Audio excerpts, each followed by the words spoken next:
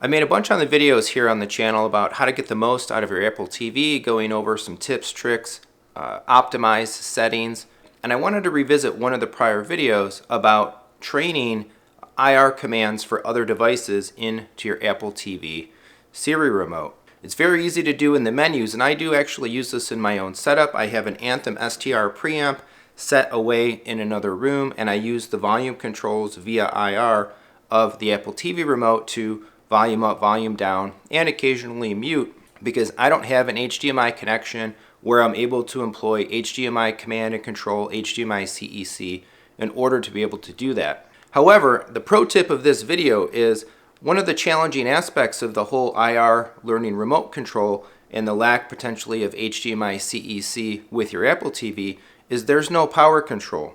In their infinite wisdom, Apple did put a power button on the latest iteration of the Siri remote. However, that only turns the Apple TV on and off. It will turn additional devices on and off if you are in fact using HDMI control.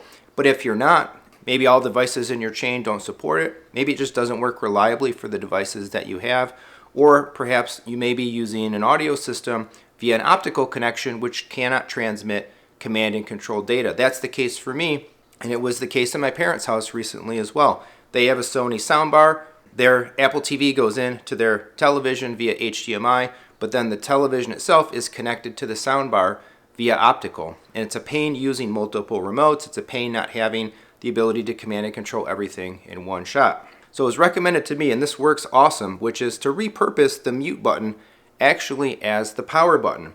The Apple TV lets us learn IR commands essentially for volume up, volume down, and for mute. The cool aspect of this, though, is you can actually learn any IR command to any one of these buttons if in fact you don't need the function that was specifically intended for it.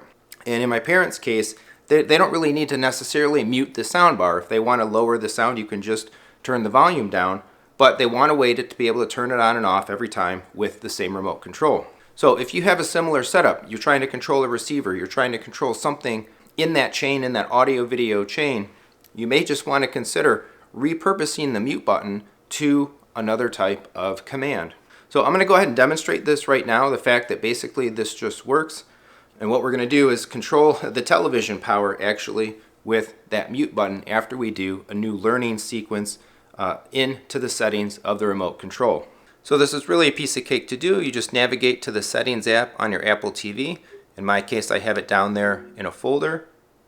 You navigate to the remote and devices section. And at the bottom here, we can see the commands that we're talking about. Controls TV and receivers on my Apple TV is set to off, again, because that's HDMI control based. And I control my Anthem preamplifier via IR. Now, if I want to change what I'm doing with IR control and learn new commands, I can just go to the volume control option. We can see there's a bunch of pre-selected items in here. Anthem via IR is a custom one. I'm going to go ahead and learn a new device.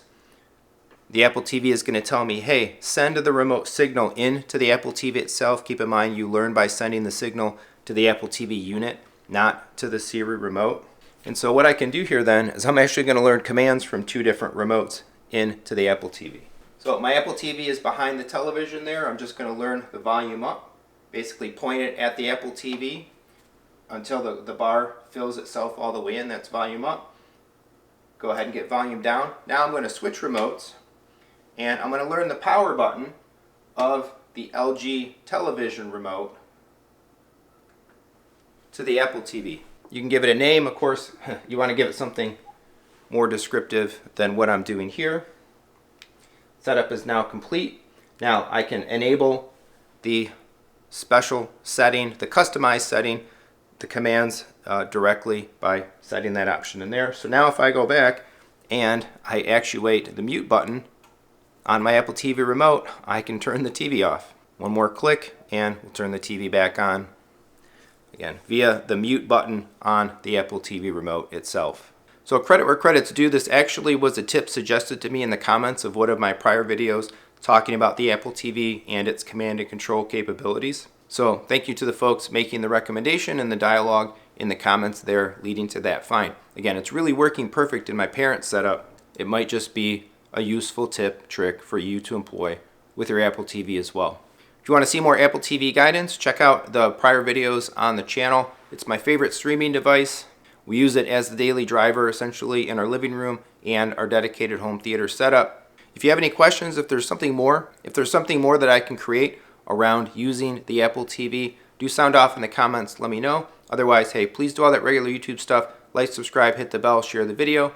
And if you wouldn't mind, if you'd like to support the channel, if these tips are helpful to you, leave a super thanks, PayPal, Venmo tip, become a channel member, or shop with my affiliates. Audio Advice, Amazon, Newegg, Best Buy. There's a whole bunch of them down there, all linked in the description. Quick, easy one today. Thanks so much for watching, and come on back for more home theater discussion and fun.